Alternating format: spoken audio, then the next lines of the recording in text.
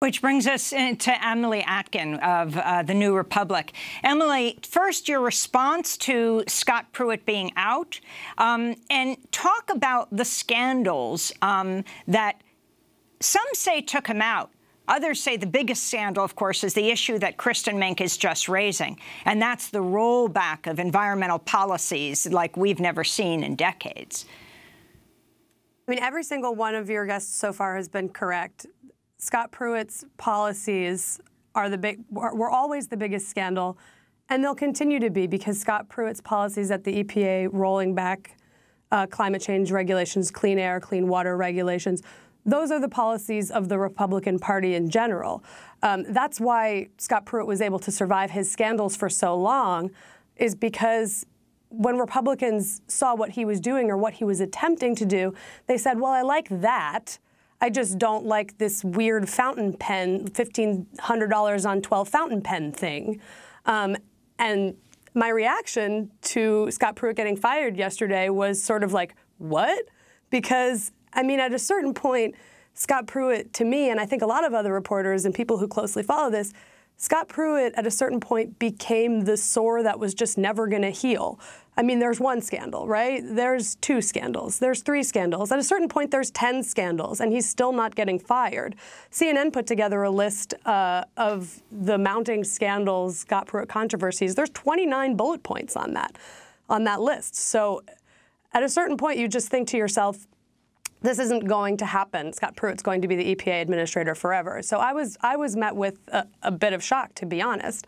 But something that hasn't been mentioned yet, it's actually just recently come out this morning, is that there have been some sources within the EPA talking to both, liberal and conservative outlets, saying that there actually might have been a scandal that broke the camel's back, which was what came out yesterday about Scott Pruitt. Well, it also came out over the weekend about Scott Pruitt changing his public schedule and strategically taking things off of his schedule so that if you FOIA'd things, if you filed a public records request or if you tried to look at what he was doing, there would be certain things that you just couldn't find because those things looked bad. For example, a meeting with a former Vatican official, climate-denying Vatican official who was later accused of sexual abuse against minors.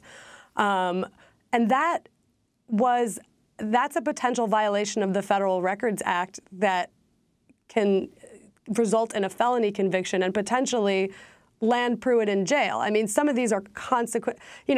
There's the $50 a night condo. There's the, he spent $1,500 on 12 fountain pens, and, he wanted his bodyguard to get him some lotion. That's what made him viral, sort of like a viral, ridiculous figure. But some of these scandals are actually pretty important and have important consequences. They have implications that might see him breaking the law. So. Well, I mean, I think what's very clear, especially in this last week, of hiding who he met with on a different schedule. And ultimately, I think the New York Times, right before the tweet that he had resigned came out,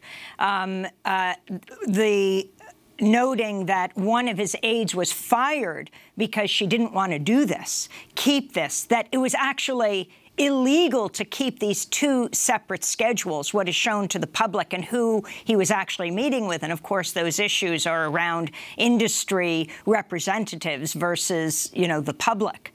But I wanted to read part of the resignation letter of Pruitt. He ended the letter to President Trump with these words: "My desire in service to you has always been to bless you as you make important decisions for the American people. I believe you're serving as president today because of God's providence. I believe that same providence brought me into your service. I pray as I have served you that I have blessed you and enabled you to effectively lead the American people. Thank you again, Mr. President, for the honor of serving you. And I wish you Godspeed in all that you put your hand to. Your faithful friend, Scott Pruitt." Emily Atkin, can you talk about this? Where has he talked about serving the public? He says he is serving Donald Trump, which will take us to the next point, which is who is replacing him. Perhaps a person who at this point doesn't have that level of scandal, but continues the policy. Andrew Wheeler, the former coal lobbyist. This was one of Scott Pruitt's failings, I think, as a public servant, obviously, the letter that you just read, there is no mention of serving the American public. And I think that that idea gets lost a lot in the Trump administration. He's saying he's serving a president. It almost sounds creepy in a way. That's not his job. And I think that's what Mustafa Ali was saying earlier. His job as the EPA administrator is to serve the American people, is to protect American public health from pollutants, from water pollutants, from air pollutants. And there is no mention of that in his resignation letter. There's also no mention of his scandals in his resignation letter. And that's another problem of Scott Pruitt, and why I think, you never saw a lot of Republicans come to his defense is because Scott Pruitt never came to his own defense. He had one interview on Fox News where he attempted to defend himself from some of these scandals. It didn't go well. He got challenged by people he thought were going to be nice to him. And they weren't nice to him, and so he largely kept himself out of the spotlight. So now we have Andrew Wheeler coming in to be the acting administrator. Andrew Wheeler's going to pursue the same policy agenda that Pruitt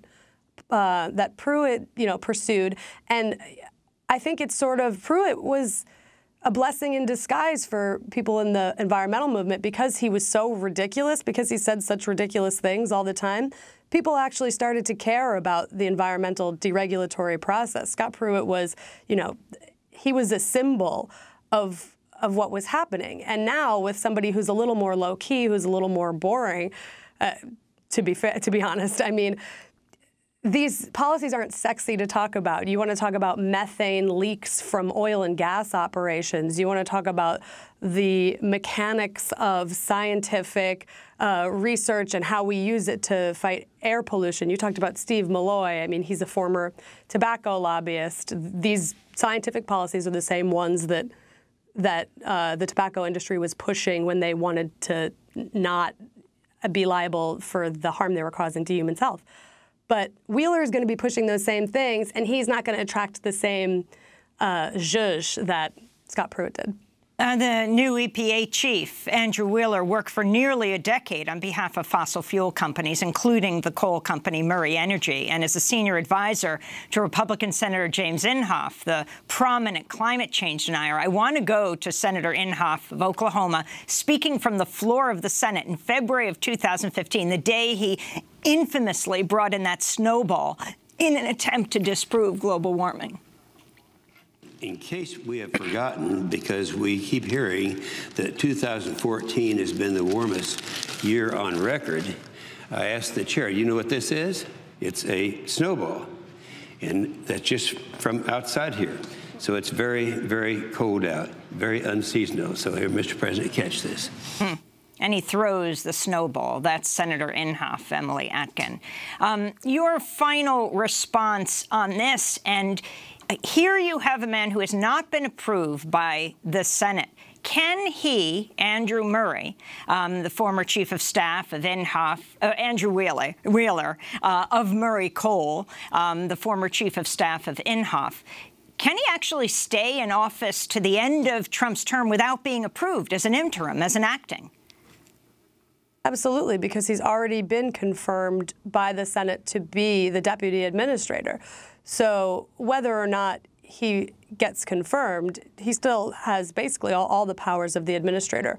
One thing that I would say that people should be looking at now, I think that people should use Scott Pruitt and the attention that he drew to himself with his viral, weird scandals, lotions, mattresses, first-class flights, take the attention from that and put it back on those policies that Andrew Wheeler now has the full capacity to put forward as EPA administrator. And the first one that I would look at is climate change regulation. The day that Scott Pruitt resigned, the New York Times published a story saying that the EPA is preparing to put out its replacement for the Clean Power Plan, Obama's signature climate change regulation to regulate carbon dioxide emissions from coal plants. Andrew Wheeler, that's his bread and butter. He's been wanting to weaken or repeal that regulation for a long time. And Andrew Wheeler has also, expressed interest in trying to roll back one of the most important Supreme Court case rulings in climate change law at all, which is the law that says that carbon dioxide must be regulated as a pollutant under the Clean Air Act. So that's something that I think we should be watching, because it's going to have real dangerous long-term implications for the American people if that does. Which brings us back to Mustafa Ali and Chris Zarba. Mustafa, you were at the EPA for what, some 24 years. Chris Zarba, you were there for 38 years. In this year and a half, how has the EPA changed compared to what it was before? Let's begin with Chris Zarba. I think at the top of the list, I would see the agency disengaging with science. The agency, in the entire time I was there, embraced science. It was we used science to identify where the risks were to human health and the environment, and use that as a basis for going forward. And there seems to be a broad walking away from science. There's very little work now in the pipeline for the Science Advisory Board to do. We usually have 25 items in the pipeline. Right now, I think there's virtually nothing. So it's obvious that the agency isn't going to be going forward with science. And there seems to be some questioning of just some basics in science. I mean, the Administrator Pruitt questioned whether evolution was, he thought it was just a theory. We have other Americans that actually believe the Earth is flat. And some Americans believe that dinosaurs and humans walked the Earth at the same time. And all three of those things are proven in science one way or the other.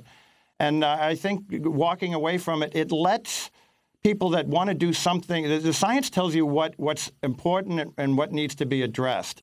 And if those issues get in the way, then what you do is you sideline science. And I think that gets back to the Steve Malloy. So Steve Malloy was worked for an attorney for the tobacco industry in the 90s, and he was part of the team that crafted the illusion that the data was inconclusive as to whether cigarettes are addictive and bad to your health. And they did that to keep tobacco sales up. And since that time, the CEOs of the tobacco industry, they testified in front of Congress. They have since been found criminally liable, and billions of dollars fines have been put against them. And we've all seen the recent commercials on TV where people who have suffered quite significantly from smoking cigarettes are there trying to tell people to be careful and avoid cigarette smoke whenever possible. Well, that same Steve Malloy was part of the EPA effort to craft this transparency and regulatory science. It's the same strategy, is to sideline the science so that we can do what we want. And to use somebody like Steve Malloy, who really led the charge with the tobacco industry and now is leading EPA on this transparency and regulatory science, it defies belief. Mustafa Ali, some people have compared Andrew Wheeler to Vice President Pence and Scott Pruitt to President Trump. President Trump with all the scandal and the tweets and outrageousness, and then the one who is right there steadily enforcing all the policies right behind. Your thoughts as we wrap up. Well, Andrew Wheeler is just as dangerous or more so than Scott Pruitt. Coming from the background that he comes from, the actions that he has taken directly impact the lives of communities across our country. Over 200,000 people die prematurely from air pollution in our country every year.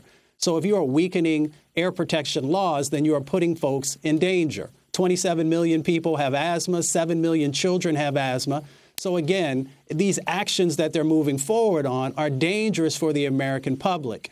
And then if you look at climate change, if they would go to communities like Houston, Texas, or Port Arthur, Texas, or Princeville, North Carolina, where folks have been impacted by these strengthening hurricanes and these flood-related events, then folks would share with them that we want you to have stronger enforcement. We want to have stronger laws in place to help us to be better protected. So I see him as dangerous as Scott Pruitt if he continues down the same road that he has over the past 25 years.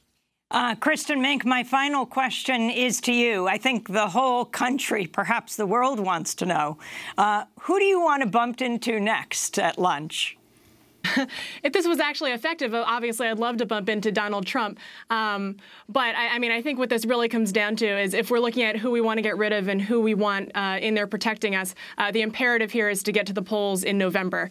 We need a Congress that's going to protect us moving forward, that's going to prioritize science and safety and the health of our citizens and our children and the next generation. The current Congress approved Scott Pruitt, who had sued the EPA for trying to protect public health, and now they're appointing Andy Wheeler to follow in his footsteps. So clearly the Congress that's in place is not what we need right now. We need to get to the polls and turn Congress blue this November. Kristin Mink, I want to thank you for being with us, a D.C. teacher and mom. I think you've taught the whole country a lesson as you bumped into Scott Pruitt and let him know what you thought this week, demanding he resign 2 days later. Well, that's what happened. Mustafa Ali, a former EPA official, now with Hip Hop Caucus, Chris Zarba, ex-director of the EPA Science Advisory Board, and Emily Atkin will link to your pieces in the New Republic. This is Democracy Now! When we come back, what's happening to affirmative action in this country? What are President Trump's plans? Stay with us.